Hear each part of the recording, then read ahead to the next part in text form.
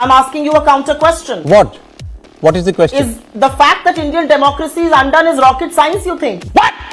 What the? ये कोई ये आपका स्टेटमेंट है कि भारत का लोकतंत्र नहीं। मेरे से आप अगर ये पूछ रहे हैं कि भारत में डेमोक्रेसी खत्म हो गई है तो मैं बिल्कुल सहमत नहीं हूं आपसे। ये कोई रॉकेट साइंस है क्या? अरे मैम, आप सवाल पर क्यों नहीं आ रही हैं? सवाल ये है, राहुल गांधी ने कहा कि अमेरिका और यूरोप क्या कर रहे हैं इस पर।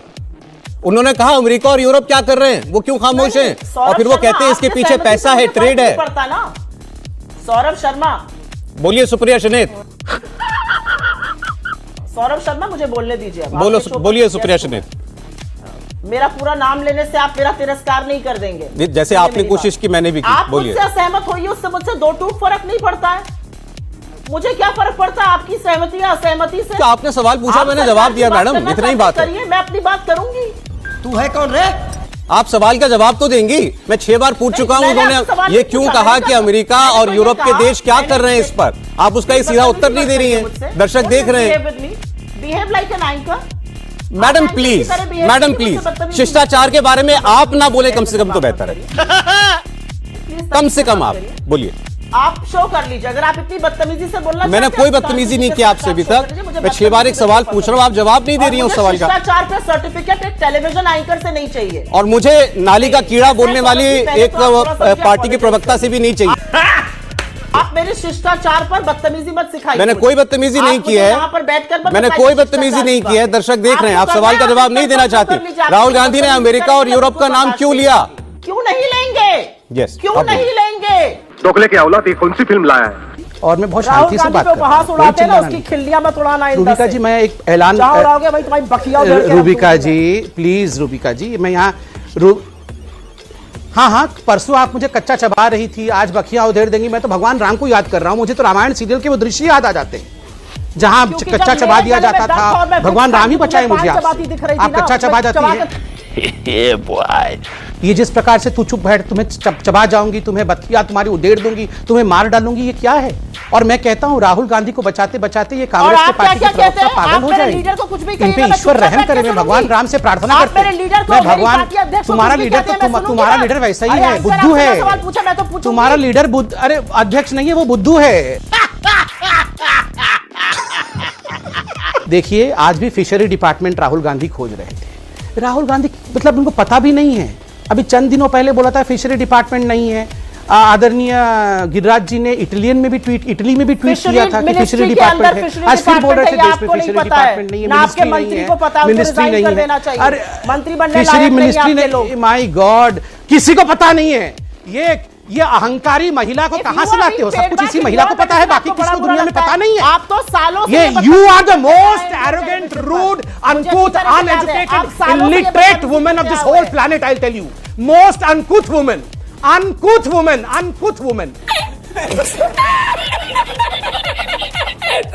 Illiterate woman, uncourteous woman. That's what you are. Please. You are a bloody joker. That's not you are. What are you guys doing? Please. You are a psychiatric patient. आप दोनों रुक जाइए। मुझे अभी यहाँ पर रोकना पड़ेगा। सुप्रिया शनेत, बंद करो हाथ जोड़ के। मैं और फिर आप जीएसटी में पैसा डालोगे। जैसे ही आपने अपने स्कूटर में, मोटरसाइकिल में पेट्रोल डाला ना, अदानी जी के जेब में सीधा पैसा जाता है। और छत्तीसगढ़ की अर्थव्यवस्था जीएसटी का पैसा, जो जब आप पेट्रोल खरीदते हो, आलू के चिप्स खरीदते हो, साबुन खरीदते हो, किसान औजार खरीदते हैं, जो आपके जेब से पैसा निकलता है, जीएसटी का पैसा 30,000 करोड़ रुपए। चड्ढा समझाओ इसे, समझाओ। अडानी को पहला कॉन्ट्रैक्ट कब मिला? राजीव गांधी जी के जमाने में। वो बिल्कुल लेजिटिमेट था, कैपेबिलिटी पे मिला था। पहला भारत का प्राइवेट पोर्ट, मुद्रा पोर्ट, नरसिम्हा राव के जमाने में लेजिटिमेट था, कैपेबिलिटी पे मिला था। मनमोहन सिंह जी के जमाने में एफसीआई का कॉन्ट्रैक्ट मिला कि सारे गोदामों में 12% एश्योर्ड रिटर्न 15 साल तक मिलेगा। वो एकदम ईमानदारी से था और लेजिटिमेट था। पिछले 6 महीने में सबसे बड़ा इन्वेस्टमेंट अगर किसी एक राज्य में हुआ जिसने सैकड़ों एकड़ जमीन दी, वो था राजस्थान। 60,000 करोड़ का इन्वेस्टमेंट, वो ईमानदारी से मिला था, लेजिटिमेट था।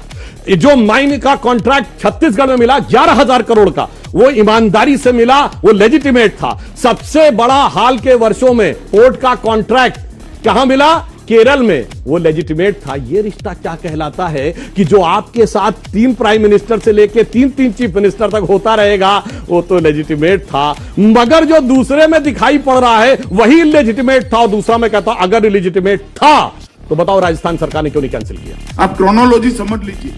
तो बताओ छत्तीसगढ़ की सरकार क्या कार्रवाई की है? तो बताओ केरल की सरकार क्यों नहीं कैंसिल कर रही है?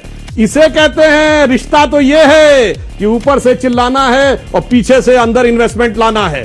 इसी कारण से आपकी यह स्थिति होती है। और अब मैं टेक्निकल बात कहता हूं, शॉर्ट टर्म सेलिंग की वजह से अमेरिकन कोर्ट ने यह प्रतिबंध लगा दिया कि ये कोई रिपोर्ट नहीं प्रस्तुत करेंगे, क्योंकि आपने सीधे शेयर मार्केट को प्रभावित किया और रिपोर्ट से ना प्रभावित होता। मगर यहां इतना लोग गाना गाने वाले थे कि भारत का शेयर मार्केट गिर गया तो हो खुशी मिली इतनी कि दिल में ना समाए, पलक बंद कर लूं कहीं छलक ही ना जाए, इतना खुश हो गए कि भारत का शेयर मार्केट गिर कैसे गया। यह मैं बताना चाहता हूं। और इसलिए मजे की बात यह है कि जो बाहर भी दोषी साबित हो जाए उसको लेकर यहां आज तक मुझे एक उदाहरण नहीं बताया कि भाई एक मीडिया रिपोर्ट के आधार के ऊपर अगर कोई जांच हो सकती हो तो बताइए। और दूसरा मैं इनसे कहना चाहता हूं, भारत की एलआईसी पे भरोसा नहीं है, पीएम पे भरोसा नहीं, उसमें कौन सी ऐसी बात है? राष्ट्रपति पे भरोसा नहीं है, ईवीएम पे भरोसा नहीं है, सीसी पे भरोसा नहीं है, सुप्रीम कोर्ट पे भरोसा नहीं है, मीडिया पे भरोसा नहीं है, आर्मी पे भरोसा नहीं है, एयरफोर्स पे भरोसा नहीं है। अरे मेरे भाई एक चीज तो बता दो जिस पे भरोसा हो। इसीलिए मैं कहता हूं इसमें क्या रखा है देखे है जो तू आन के पास, बददुमा वहम की दारू नहीं लुकमान के पास।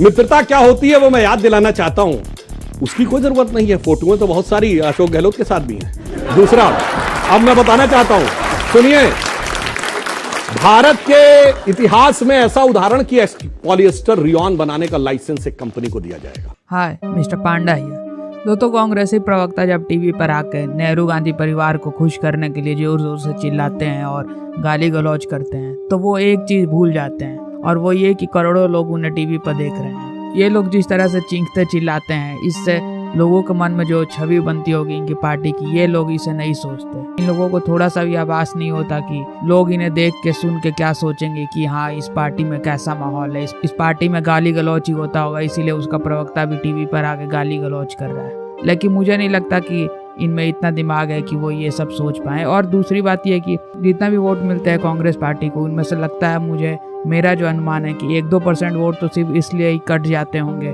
क्योंकि लोग इनके प्रवक्ताओं को सुनते होंगे। ये लोग जितना फायदा नहीं कराते उससे ज्यादा कांग्रेस पार्टी का नुकसान करा देते हैं, लेकिन इन्हें ये चीज समझ नहीं आती। तो वीडियो को एंड तक देखें और लाइक सब्सक्राइब करो, बेल आइकन जरूर दबाएं, कमेंट शेयर जरूर करें। जय हिंद। मजा आया। और मैं ये जो मजा है हिंदुस्तान